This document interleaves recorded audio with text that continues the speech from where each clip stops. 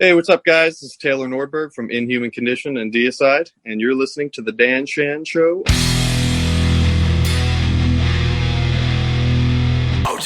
Hey, Taylor, how's things, my man, in, just north of Tampa? They are pretty warm, if you could imagine. I probably can for that part of the world. And are you originally from Florida? I grew up in central Pennsylvania, actually, but I've been living in Florida for the past 7 years or so. The heart of metal for the States, right? Yep, it's a place to be. So I've got you on here, mate, to talk about the new Inhuman Condition album, Fearsick, which dropped last week. It'll be a couple of weeks by the time this goes out. How's the response going so far? It's been pretty crazy, to be honest. I mean, we weren't really sure how this band was gonna, how people were gonna think about it when we first came out, and even just when we put out that teaser, the beginning of last year, the response was totally overwhelming, and we were like, "Holy crap, people are actually interested in this." And then, we're like, "Wow, this might actually be like a real band," because we sort of started and we were like, "Well, let's do this album," and we sort of had the loose intention of doing like a real band, but I mean, the response and just how well we gelled with Terry, we're like, let's do a real band for real. So, and he was all in, and the Rat God response was crazy and overwhelming, and we did not expect that at all. And then we were like, well, let's see. Hopefully, we get lightning striking twice. And man, people have been eating up Fearsick for breakfast, and it's totally humbling. And we're all so blown away at how absolutely right. And so there should be. But now, before we go into that, the new album, tell me about the history. You just touched on it then. I mean, how did it happen? Give us a rundown of the other two guys in the band, what they're involved with and where they're from. I mean, it's got a very heavy Massacre influence, right? And you're all from the same part of the world. So give us a bit of historics. Well, back in, I guess it would have been late August or September of 2019, Jeremy and I were asked to join Massacre. They had some dates that they needed to fill, and they said, well, we want to do a new album, so would you guys want to join and do some shows and be in the band to do a new album? And we said, yeah, let's do it. So we joined, and within a month or two, we had 14 songs demoed, and then we kind of chiseled away at, well, let's take the bridge of this song, and I think it was actually like 20 songs at first, and then we chiseled them down to 14. And then we actually played a couple. Which version of Massacre was that? Sorry. This was with Cam Lee and Mike Quarters. Yeah. And then Jeremy and I. So we actually played a couple of those songs live. We played in Europe a couple of times, and we played a couple shows in South America as well. Yeah. And it just kind of, over the course of a year, just became an unhealthy situation, and Jeremy and I had to leave the band. So we said, well, we knew they were going to continue on with new members and new music. So we said, well, let's not scrap this material, because we were still, incredibly stoked on it. So we said, well, let's make a new band. But we said, well, obviously it was written as a Massacre album. So we didn't really want people to think like, oh, you guys are just some Massacre tribute band or something. It was like, no, I mean, it was a Massacre album up until, 2 days ago. So we sort of were playing around with the idea of calling the band Inhuman Condition, named after their EP from '92. Yeah. It'll be like a little hat tip. And, then people wouldn't be like, oh, it just sounds like Massacre. Like, well, it was supposed to be. Yeah. And then, after we left Massacre, we had every previous band member of Massacre all reach out to us, and of course we're all comparing notes and stuff. So we basically didn't want to scrap the music, so we said, let's do a new band. And we had Terry reach out to us, and Rick, and they were kind of asking about the situation and what was going on with the music and what we were going to do. And we said, well, we're going to do a new album, and we're just not really sure what is going to happen with it. We're just going to go with it. And Terry heard the songs, and he was totally stoked, and he was like, man, I would love to play on these. Yeah. So that's when he came aboard officially. And it was even more perfect because he actually wrote the song Inhuman Condition. So it was like, oh, the stars just aligned. You know, it was perfect. Absolutely. And obviously, with the pandemic smack bang in the middle of 2 albums, did that help speed up a second album? Because I know you said that is it half of this album was written on the first record, right? Yeah, so we had 14 total, and there were 9 of the songs that just sounded like album 1. You know, they just had sort of a more primitive feel to it. So we chose those 9 to go on Rat God. And the other 5, we definitely didn't want to scrap. But they just sort of had a more advanced, you know, kind of album 2 feel. So okay. We were like, well, we didn't want to wait too long to release a second album, especially because the buzz was so awesome. Mm-hmm.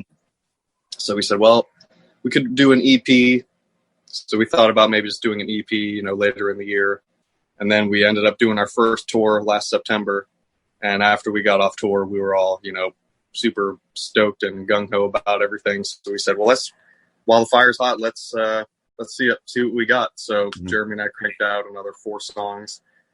And then that whole album was pretty much mixed and mastered by the time we left in January for our second tour. So it was very fast. I love that in a recent interview as well. I love this. You said, to quote you, to make a song people remember is something we strive for. How hard is it to achieve that? I mean, I guess it's sort of at the mercy of the listener. Yeah, of course. But for you, do you feel like you've hit the bullseye when you're like, yeah, that's the one. Sometimes there's some parts where we're like, oh, this part is going to be a cool part, or this, you know, this part of the song is going to be a big part. But actually, so far on Fearsick, the songs that people are talking about were ones that I didn't expect them to be talking about as much. So a lot of people are mentioning Wound Collector and Fence Walker. Yeah. And, you know, obviously the singles were the ones that people probably know the most, but it's all the, you know, the other songs on the album that people are talking about that is pretty killer to hear that they're. It's all killer, no filler, mate. Album on album, and I think you touched upon it. How do you think you're evolving as a band, and what's going to be next? Well, I think the songs we chose for Rat God, those kind of had more of the Massacre sound, so to speak, I guess. So when we started writing the 4 extra songs for Fearsick, those chains were already off. You know, we didn't have to prove ourselves with anything. We already had our first album out, so we could sort of like relax a bit and explore a little bit. And, you know, the songs we wrote weren't too different than Rat God era songs. But, you know, the second album, we did have a little bit more keyboards. There's a bit more ambience and dynamics. We have an acoustic guitar in the one intro. So I think it's sort of a subtle branching out. I mean, we didn't want to go out and put out a death rock album, you know, number 2. Yeah. But I think, I don't know. I don't know if we'll do any like huge changes on the next album, but obviously we won't just keep putting out the same thing. So I don't know. The fast might get a little faster. Slows might get a little slower. One thing that is consistent is the artwork. It's awesome. Who did that? Who decided on that style? Obviously, we know where it comes from, but you know. Well, when we were doing putting together Rat God, we were thinking about artists, and we said, well, maybe we should get Ed Repka, because obviously he was like the dude for the kind of music we play. Yeah. But we sort of wanted someone that was like fresh and, you know, hungry to do something in the scene and was really into this music and sort of like a up and coming. And we were looking around at artists, and I think I stumbled on the latest Zentrix album that Dan Goldworthy, who's the artist. Yeah, he's done quite a bit, hasn't he?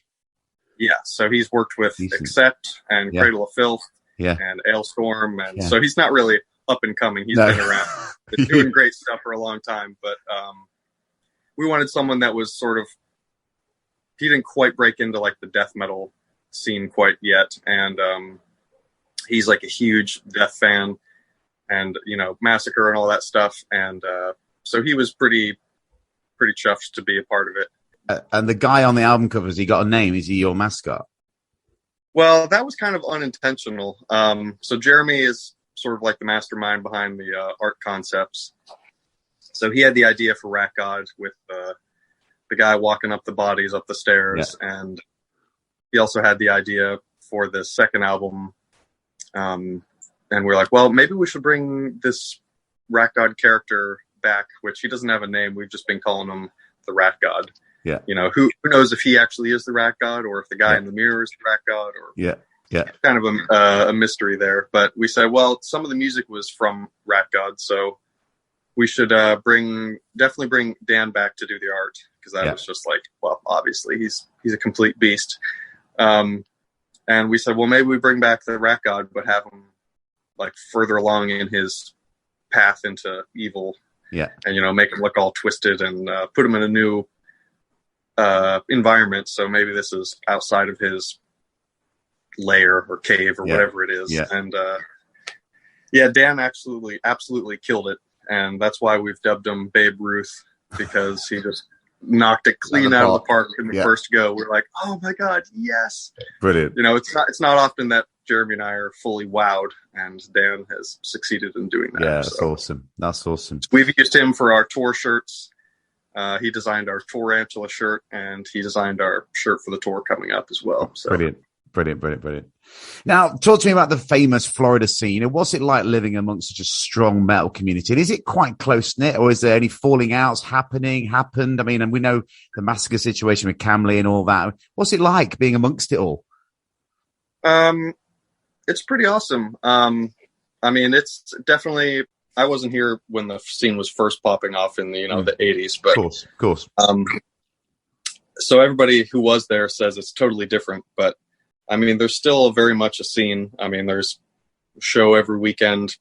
I mean, it's not, of course, you're not going to go see Obituary and Deicide and Morbid Angel all on one weekend, but I mean, there's very much a metal scene. There's tons of bands, there's tons of new bands, there's tons of bands that have been around since the 80s that are still doing it, big and small. Yeah. Of course, there's some, maybe rivalries that were spawned when all these guys were, 18 years old, that, they still might hold a grudge with this guy or that guy. But for the most part, it's all super PC, and, the people that are just happy to be still doing it are the ones that are still doing it and still having a good time. And it's killer to go out to see Obituary, and you see, a couple death guys walking around, and you see, Lee from Monstrosities hanging out, and Rob Barrett shows up, and it's just awesome. It's cool that there is still a brotherhood amongst those guys that, still remains from when they were kids. So it's very cool to be a part of that. It's safe to say that it wasn't just the sunshine that brought you to Florida from Pennsylvania, from cold, gloomy Pennsylvania. Yeah, I definitely moved down here for the death metal. Yeah. There's not much of a scene in Pennsylvania. Fair enough. So recently, big news in your life. You joined Death Metal Veterans Deicide a few months ago. What a gig that is for you. Tell me how that happened. Well, I have another band called The Absence, and we did a U.S. and Canadian tour with Deicide in 2019. And we all got along super great. I mean, day one, we were just like instantly pals, everybody on that package. And we found out that Glen actually lives in our neighborhood, in Jeremy and I's neighborhood. So we always joke, because Glen was like, oh, if you guys are ever in the neighborhood, you should stop by. We're like, dude, we're always in the neighborhood. Yeah. So that's kind of an inside joke with us. But Jeremy and Glen ride bikes all the time. And, so we were kind of just connected with their circle. And late last year, we heard that they needed another guitar player. So I learned a couple songs, made a few videos, and Glenn saw them and invited me to a practice. And it was all smooth sailing, and obviously we already knew each other, which is awesome. And they seemed happy with my playing, so they said, all right, start learning the Legion set, and rent for the rehearsals place is $37.50. So I'm like, yes. That's we always say. That's kind of our inside joke. Is like, all right, practice is Wednesday, and tell them to bring rent money. That's funny. Funny. But yeah, they've been super welcoming, since day one. Yeah, and they're all very serious about what they're doing, and doing the Legion album for the first time. ever is a pretty big deal for them as well. So absolutely. So we've been we've been practicing every single week since December when I started jamming with them. So it's kind of like being in a high school band again. You know, every day after school you go to band practice. And what was it like when you first? I saw this footage of you playing in the rehearsal room. What was it like when you first went in there and did that? It was maybe a little bit not nervous, really, but I guess anxious, excited. You know, playing with new people is always different. But you know, when it's Steve and Glen and Kevin from Deicide, it's a little bit different. But of course, yeah. I mean, as soon as we got 10 seconds into the first song, it was like, oh yeah, this is it. This is where I should be. So, and like I said, they were super welcoming, and they were, you know, up to suggestions. And you know, I think we had to learn the Legion set kind of together, because obviously the Hoffmans aren't in the band anymore, and some of those riffs were written by them. So we had to figure out some riffs together, and it was kind of a fun process learning that record again. And what's Glen like? Because you know, it was Kerrang in the 90s, which made him out to be this absolute beast, branded forehead, you know, the inverted cross and all that. Is he still that way? What's he like? Is he a gentle giant?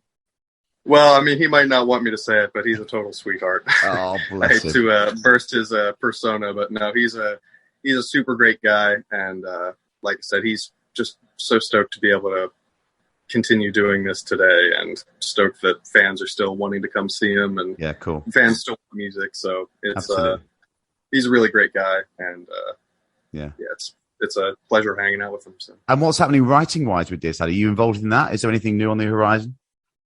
When I joined, they actually had most of the album written or demoed out anyway. So we've been obviously focusing on the Legion stuff, but we've been kind of on and off working on the new songs as well. So yeah, I've contributed some music as well that we're working out, and it sounds like Deicide, all the songs so far. So awesome. We don't have any plans on when we're gonna start official pre-production or anything like that, but we're kind of just plotting away at it. After this tour, who knows? We might, you know, get our heads down and really try and crank this album. Nice. Now, what other bands are you involved at the moment? I mean, how thin do you spread yourself? And I'm throwing this out there as well. The Absence album, Coffinize, was a cracking release. You know, what's going on? The Absence is kind of just on hold-ish for the moment right now. Because you're too busy, right? Well, yes and no. I mean, we're kind of, we weren't like a super active band for the last couple of years, just because, like you said, we all have other projects, and we're all touring in other bands and jobs, and, you know, life happens. Yeah. So whenever we put out Coffinized, we're like, well, let's get the album out, and then if we have a chance to tour and do some shows, then we will. And unfortunately, we just haven't had the chance, because Inhuman Condition stuff was going on, and Mike was doing the Soulfly and Cavalier Conspiracy, and Jeremy's doing Venom Inc. Yeah. And then I joined Deicide, and so we're we have some new songs we're working on, but again, we're kind of just doing that when we have time, you know, in between all the other 100 things. So because you're also busy, I suppose there's no resentment from anyone that's just sat there just twiddling their thumbs ready to do Absence stuff, you know, like anything like that. You know, there's no resentment in any of the projects you're on or anything like that. No, we're pretty good about not having too many things overlap. Yeah. So if we're busy with one band, you know, that gets 110% of our attention. And then when that project is finished, or in phase one is done, then we can work on this band and that's cool. Mix and master this one while we're prepping for the release of this one and doing videos for this. So cool. It works out. I mean, sometimes it's pretty chaotic, but we also know when we should start an album or when we should hold off. Yeah, I got you. And talking about albums, how many have you played on that are actually out there? And do you still get excited, you know, when an album's waiting in the wings, should we say, before release? Do you still get that buzz you probably would have got a few years ago? Is it like, no, that's just another album? I think I get more excited now than I ever did. Why? Why is that?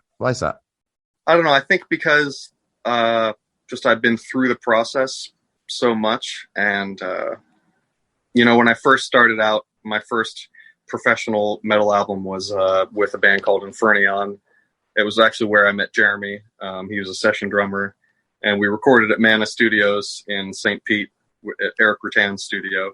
And I remember that was like my first metal band on a label. They were on Prosthetic, and we were going to go on tour with Guar, and everything was bright and exciting. And I didn't know anything from the recording process or mixing process. I had just gone to school for recording, so I only knew the school version of how albums are made.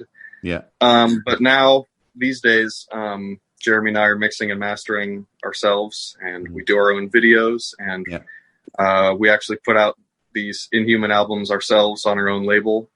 So now we're doing our own layouts, and we're doing our own merchandise. And so I think being so involved, you kind of realize how much goes into an album, and especially when you're doing it all yourself, it's such a proud feeling when it's all out there. I mean, whether it's sold 1 copy or 1,000 copies, it's like, we did that, and no one is to blame for any of the mistakes but us, and no one is to blame for any of the successes except for us. So it's a much more satisfying experience, and yes, I still get incredibly giddy. When the time between when everything is turned in until release date, that is like an absolute hell for me, because usually we'll get an album finished, and then by the time it's finished, I'm kind of like already thinking about the next album, because it's been so long. Of course. So it's definitely still exciting. Awesome. So touring wise, Inhuman Condition are touring with Deicide. Now that's going to be a busy tour for you, doubling up. Has this ever happened to you before? Probably has, knowing you. But, for you personally, and how do you prepare for such a tour to keep fresh every night? Double bubble, you're knackered, you have a drink, it's the same thing. How do you keep it fresh? Well, I don't drink, so that is a plus. Fair enough. I have done the double duty on a tour before. We did a tour with The Absence a couple years ago, and Jeremy and I's other band, Gore Gang, opened up. Right. So I was actually playing drums in Gore Gang. Wow. And then I would switch to guitar for The Absence. Wow. So that's a little bit different than what this one is going to be. But it's really just, I look at it as it's twice as much fun that I get to have, I mean, obviously it's twice as much work and twice as much gear and twice as much loading and all that stuff. But it's like, I get to have 2 shows every night. Yeah, cool. You get a 30-40 minute slot, and that's like your whole day is looking forward and ramping up to that. But I get to have 2 of those. So that's like pretty cool. It's a dream come true. And, it's also, I get to play with Inhuman Condition, which is like, my family and my baby band that I watched grow from nothing. And so that's got a cool feeling. And then it's like, well, I get to play with Deicide after that, which incredible. Also cool because I've been a fan since I was 15. So of course. Yeah. So it's definitely going to be exciting. I've basically just been playing both sets every day for the past couple of weeks just to build up strength. And how's it going? It's going great. Seems, so far so good. So, good. Awesome. We'll ask me at day 29. Yeah. Of course. Now, last question to a guitarist: heaviest riff of all time. Then Taylor, what is it? Or a couple?